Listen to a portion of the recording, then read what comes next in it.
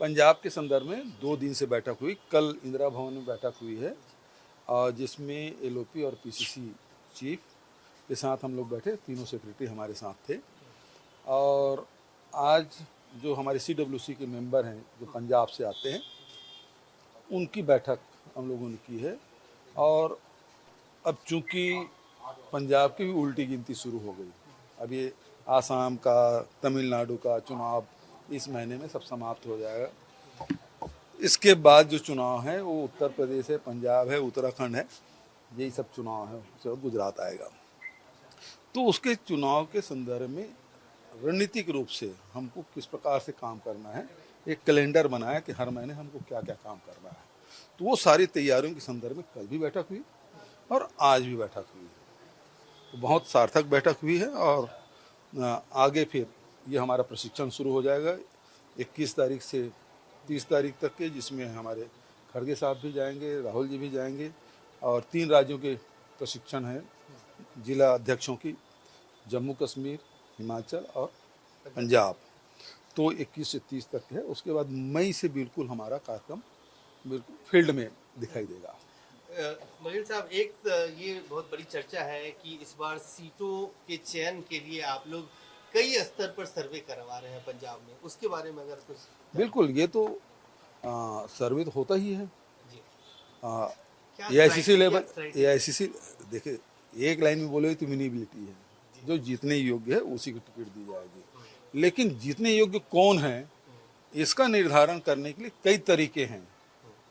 जैसे अभी आप देखे होंगे कि जिला अध्यक्ष बनाना है तो ऑब्जर्वर भेजे गए, 8-10 दिन 15 दिन तक रहे और उन्होंने फिर सब कार्यकर्ताओं से राय शुमारी करके, नेताओं से राय शुमारी करके जिला प्रधानों की नियुक्ति की गई। उसी प्रकार से अब ये जो कुछ तो हमारे स्थापित नेता हैं जो एक कैटेगरी में आते हैं, फिर जो हमारे एमएलएज हैं और जो बहुत मजबूत हमारे साथी हैं वो लोग आएंगे। फिर जहाँ और जो क्षेत्र हैं उसमें हमारे जनता का क्या मूड है, हमारे कार्यकर्ताओं का मूड क्या है, वहाँ के जिले के नेता लोग क्या सोचते हैं, प्रदेश के नेता क्या सोचते हैं, सबको हम लोग लेंगे सर्वे के माध्यम से, कार्यकर्ताओं के माध्यम से, और हम सब खुद भी जाएंगे। तो बहुत सारे तरीके हैं जिसके माध्यम से कैंडिडेट का चयन होगा और वो बात फिर हाईकमान के पास। एक बार फिर आखिरी सवाल आपसे रिकॉर्ड पे रखूंगा, क्योंकि हर कुछ दिन पे आम आदमी पार्टी और बीजेपी ये नैरेटिव बिल्डिंग करती है वहाँ पे कि कांग्रेस में लीडरशिप के लेवल पे स्टेबिलिटी नहीं है। तो एक बार फिर आप ये लोगों को और पंजाब को मीडिया के माध्यम से बताइए कि क्या is there any possibility of leadership change in Punjab for 2027? देखिए, जहाँ तक कि भारतीय जनता पार्टी के, तो वहाँ उसका कोई लीडर है ही नहीं। दूसरी बात, आम आदमी पार्टी का है तो एक विक्रम है और बचा दिल्ली के नेता बैताल है, वो उस पर लदे हुए हैं भगवंत मान के ऊपर, है ना। केजरीवाल से लेके सिसोदिया से लेके, एक तो अभी उतरा, वो क्या नाम है उसका, चड्ढा, है ना, वो उतर गया। तो और जो बैताल हैं और चढ़े बैठे हैं। तो वहाँ की स्थिति बेहद खराब है। यहाँ पिछले 4 साल से राजा वड़िंग अध्यक्ष हैं, सीएलपी लीडर हमारे एलओपी जो लीडर हैं आदरणीय बाजवा साहब हैं, है ना, सारे लीडरशिप जिसमें चन्नी साहब, रंधावा साहब हमारे सीडब्ल्यूसी के मेंबर हैं, हमारे सिंगला साहब सीडब्ल्यूसी के मेंबर हैं, सीपीपी मेंबर हमारे सेक्रेटरी डॉक्टर अमर सिंह है। तो सब लोगों को काम बटा हुआ है, यहाँ लीडरशिप का कोई झगड़ा नहीं है। राजा वड़िंग के नेतृत्व में चुनाव लड़ा जाएगा 2027 का।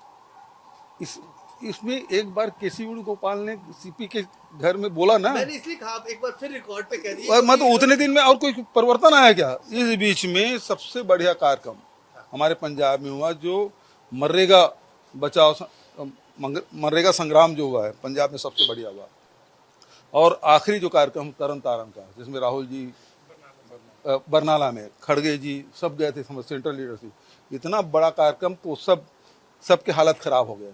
उसके बाद ये सवाल पूछते हो आप। संजीव अरोड़ा के ईडी की रेड हुई है, कैबिनेट मिनिस्टर हैं पंजाब के, क्या कहेंगे? कल अशोक मित्तल जो राज्यसभा एमपी, उनके यहाँ रेड, 2 रेड हो गई हमारी पार्टी। देखिए, इनके बीच जो अंडर टेबल डीलिंग जो है ना वो नहीं हो पाया है ना, और उस कारण से ये है।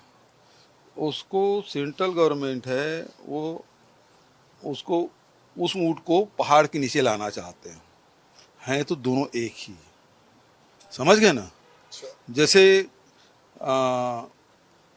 कैप्टन साहब थोड़ा सा इधर उधर हुए तो उनके यहाँ नोटिस भेज दिया गया, तो बोले नहीं नहीं कहीं नहीं जा रहे हैं, समझ गए ना। महाराजा पटियाला है ना, ऑपरेशन हो रहा है, हॉस्पिटल में है, पता चला कि कुछ कांग्रेस की तारीफ उन्होंने कर दी, तुरंत नोटिस भेज दिया गया, फिर वो ठंडे हो गए। तो ये वही है, ये भारतीय जनता पार्टी और आम आदमी पार्टी के बीच में अंडर टेबल जो डीलिंग है वो हो रही है।